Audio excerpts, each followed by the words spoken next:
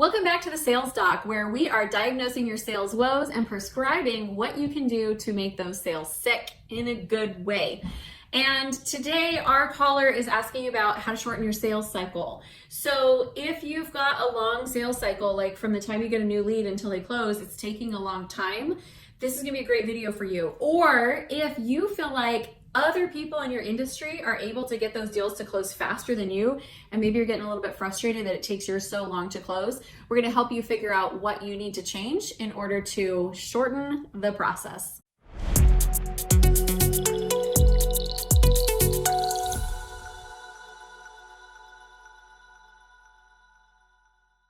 Hi, Amy. I'm Sherry from Maine. So right now my sales process takes 3 months. Is there a way I can get the client to close down to like 2 to 3 weeks instead of 3 months? So I'm excited to answer this question today. I will tell you, I don't know yet if you can do it in 2 to 3 weeks, but we can figure it out. And I will walk you through the process of how to get your sales cycle as compact as possible. You know how elephants are pregnant for like 1.5 years and mice are pregnant for like 3 weeks? The same thing happens in like the gestational period of a deal. There are some deals in some industries that take a long time. Some deals take years to close, and some can be closed in an instant. So the goal isn't like, there's no right time frame. It's not like 2 weeks is the magical number, 3 weeks is the magical number. There's no right time frame. But what there is there's processes that you can do to shorten how long it takes to close, and the goal is maximum efficiency. And at the very end, I am going to give you about 5 different strategies that you can use in order to shave time off of the sales cycle. So we're going to walk through your sales cycle, look at each phase of it, and then I'll give you like my bonus time shaving tricks. So the first question that we have to look at is, are you losing time to inefficiency? Do you have any areas of your sales cycle right now that it's slow, it's sluggish, and it's inefficient, and it's not on the client's end, it's on your end? Like maybe it takes you a long time to write proposals. That's when I know if I have to write a proposal, that is one that's going to take a little bit more time and it slows things down. Recognize those first, because that's the very first thing that you can clean up that will help shorten your sales cycle. The next question is, how long is your sales cycle currently? And I want you to look at 2 different parts of this. So one is from the time that they enter your list or the time you get the lead until they have the sales call. And then the second is from the sales call until the close. Okay, so now that we know how long your sales cycle is right now, we need to know how long the sales cycle is on average in your industry. If your industry, Sherry, is that everybody takes 3 months to close the deal, I would set your goal to get down to 2 months instead of 2 to 3 weeks.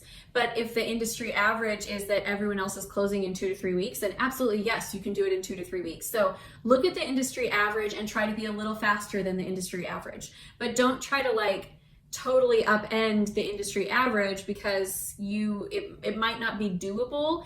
And the reality is we create the most amount of growth when we try to create small fixes that end up shaving off a little bit at a time. Because right now your sales process is working. To go from 3 months to 2 to 3 weeks, you might have to do a total overhaul, and you could lose some of the efficiency and some of the things that actually work. Instead, let's see if we can shave things off and just get it as tight as we possibly can. Okay, so next we're gonna look at the slow parts of your sales cycle. The very first thing is sales prospecting, okay? So sales prospecting is how you're actually getting the leads, finding them, and doing that initial reach out to them. This could be that you don't have to do a lot of prospecting because your company does a lot of marketing, or it could be that you do need to do a lot of prospecting. One of the best ways that you can speed this up is actually to use a virtual assistant in order to do the prospecting for you. Prospecting is slow. And so if you are doing the prospecting, this is the part that really bogs you down. If you have somebody else where all they do is prospecting, then you can get to that point faster where you can get to the reach outs. Okay, then the part that we were talking about is going to come in right here. Okay, the next piece of the puzzle is now from like the call through to closing the deal. So some of you have a process where you do an information, it's a two-step close. You do an information gathering call, and then you come back and you do the pitch.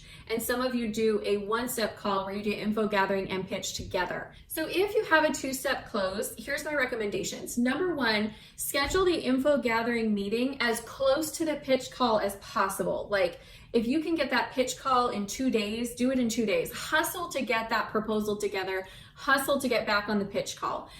Because the faster you can get on the pitch call, it's like setting the progression pace for the rest of the deal.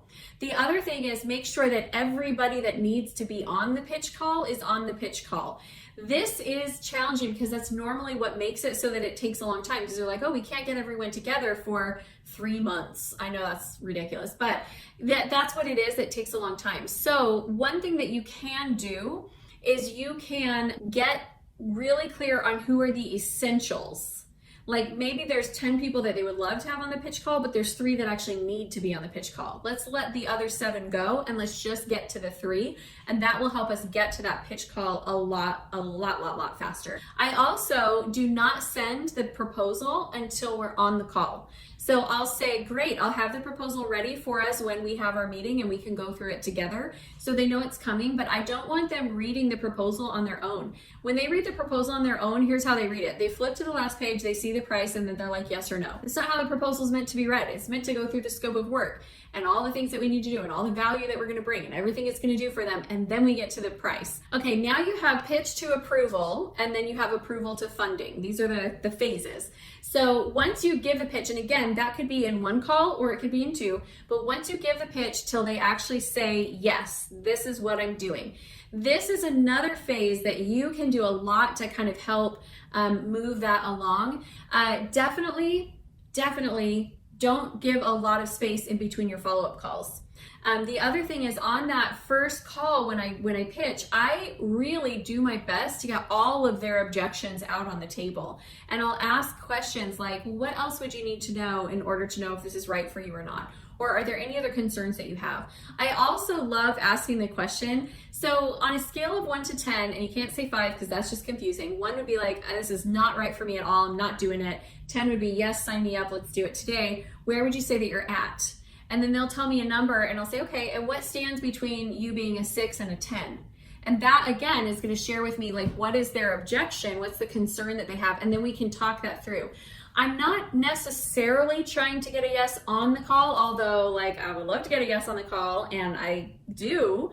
But I am trying to get to the point where when they get off the call, they truly have everything that they need in order to make a good decision. A lot of times what happens, and this is one of the biggest mistakes that I think slows it down, is you let them get off the call with tons of unanswered questions. And then that slows down the whole process. I don't want them getting off the call with any unanswered questions. I want every question answered. So when they get off the call, they have all the information that they need, everything they need to make that decision. And now they just need a little bit of time to talk it through and see if it's right. All right, approval to funding is another place that can get slowed down from the time that they say yes until the time that they actually pay and fund. One of the best things you can do to shorten this is to take a deposit. A deposit, a lot of people, like it is going to take some time to move some money around, but the deposit coming in creates the sense that they have made their first payment, which then makes them have more urgency to get the rest of it in so they can actually start working. When they haven't made a payment, they don't feel the urgency to start working, and so it takes a lot longer. So I would rather get an amount of money that they don't have to go move money around or anything, even if it's $200. Just getting that deposit right at the beginning will make them more anxious to get everything done, because as soon as you start paying, you want service in response, right? So they're going to be faster at getting everything else together. So let's review some things that you can do. Some of them we've already mentioned, but I want to just bring them all together in a really concise way. 5 things you can do that will shave time off of your sales cycle. Number 1 is hiring a virtual assistant to help with prospecting and lead generation. Number 2 is having an appointment setter that actually gets a hold of the leads and gets them onto your calendar on that first call, and also follows up with anyone who falls off of date. Having an appointment setter, oh my gosh, that frees up so much of your time. So now you can just really focus in on getting those deals closed. Plus you'll also have more volume of people moving through your pipe drive which is great too. The next one you may be able to do, you may not be able to do, but it's if you are in a 2-part close, can you get it into a 1-part close?